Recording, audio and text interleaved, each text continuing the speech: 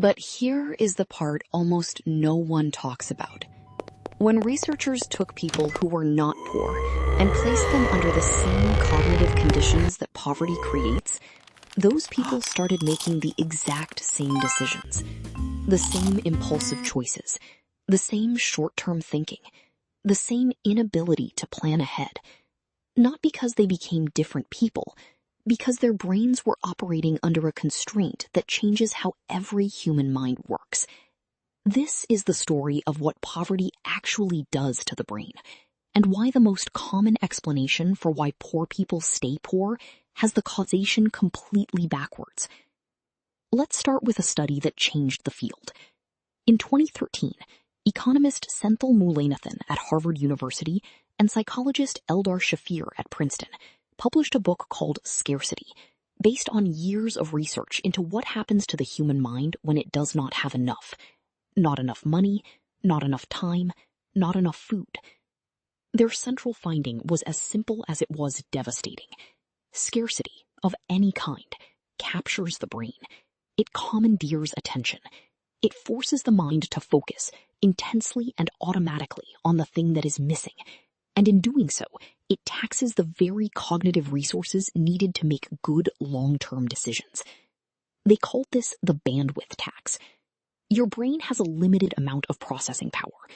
When a large share of that power is consumed by the immediate problem of not having enough, less is available for everything else. Planning, impulse control, complex decision-making. The mental bandwidth that wealthier people take for granted, the quiet background capacity to think clearly about the future, is not a personality trait. It is a resource, and poverty drains it the way a demanding app drains a phone battery. Mullainathan and Shafir tested this directly. In one experiment, they gave participants financial scenarios that were either easy or stressful, and then measured their cognitive performance on unrelated tasks. When lower-income participants were prompted to think about a serious financial problem, their performance on cognitive tests dropped by the equivalent of roughly 13 IQ points. 13 points. That is the difference between normal functioning and the kind of impairment you would see after a full night of lost sleep. And it was not caused by a lack of intelligence. It was caused by the mental load of scarcity itself. The wealthy participants, given the same financial scenario, showed no drop at all. The problem was not hard thinking. The problem was what happens when the brain is already full. Think about what this means in daily life. A person living in poverty is not just dealing with less money. They are dealing with a brain that is partially occupied at all times by the logistics of not having enough. Which bill can I delay without getting the power shut off? How do I make $40 last until Friday? What happens if the car breaks down and I cannot get to work? These calculations run constantly, in the background, whether the person wants them to or not. They are not choosing to think about money all the time. Their brain is doing it automatically, because the threat detection system that governs survival treats financial scarcity the same way it treats any existential threat. It grabs attention and refuses to let go. This is the bandwidth tax in action, and it explains one of the most misunderstood behaviors associated with poverty: short-term decision-making. When outside observers see someone in poverty buy a lottery ticket instead of saving that dollar, or choose a payday loan with predatory interest rates, or spend money on a small luxury instead of putting it toward a bill, the assumption is irrationality, bad priorities, poor judgment. But the research says something different. The decisions are not irrational given the cognitive state the person is operating in. When bandwidth is taxed, the brain shifts toward present-focused thinking. It prioritizes immediate relief over long-term planning, not because the person does not care about the future, but because the mental resources required to weigh future outcomes against present needs have been consumed by the crisis of right now. Psychologist Daniel Kahneman, whose decades of research on cognitive bias earned him a Nobel Prize, has described this as the dominance of System 1 thinking: fast, automatic, emotionally driven, and biased toward the immediate. System 2, the slower, more deliberate, planning-oriented part of the brain, requires bandwidth. When bandwidth is already spent, System 1 wins by default, not by choice. And the bandwidth tax is only one layer. Poverty also affects the brain through a second mechanism that is, if anything, even more difficult to override. Chronic stress. Neuroscientist Martha Farah at the University of Pennsylvania has spent years studying the effects of poverty on brain structure and function, particularly in children.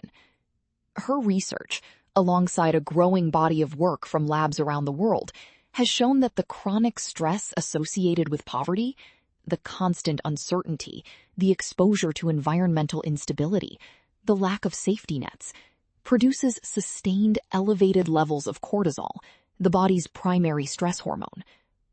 Cortisol, in short bursts, is useful. It sharpens focus and mobilizes energy. But when cortisol stays elevated for months or years, it becomes destructive. It impairs the prefrontal cortex, the exact brain region responsible for planning, impulse control, and long-term decision-making. And it strengthens the amygdala, the brain's threat detection center, making the person more reactive to short-term threats and less capable of overriding that reactivity with deliberate thought.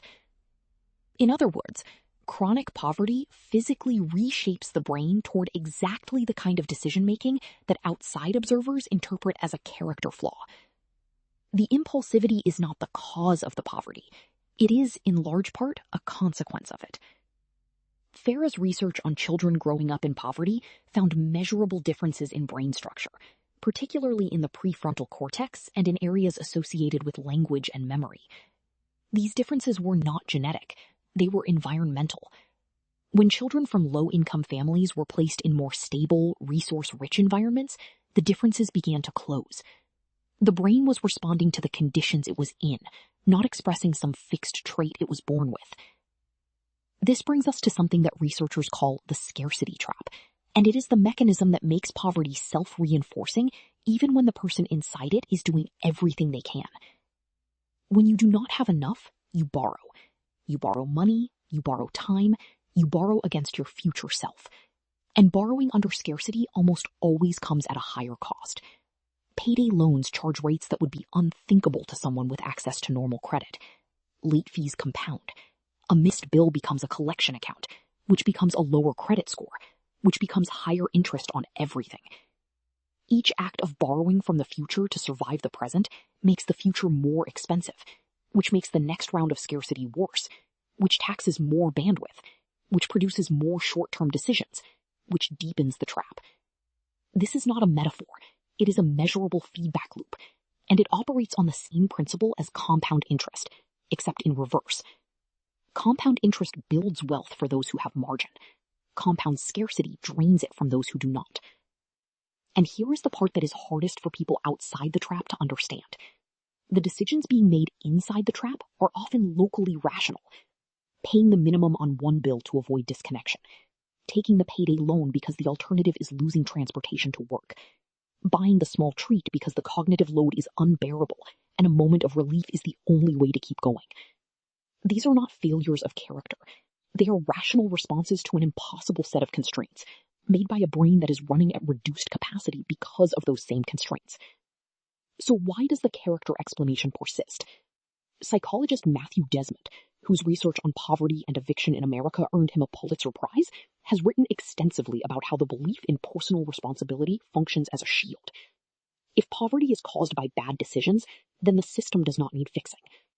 If poor people are poor because of who they are, then the rest of us are rich because of who we are, and the world is fair. The character explanation is not popular because it is accurate.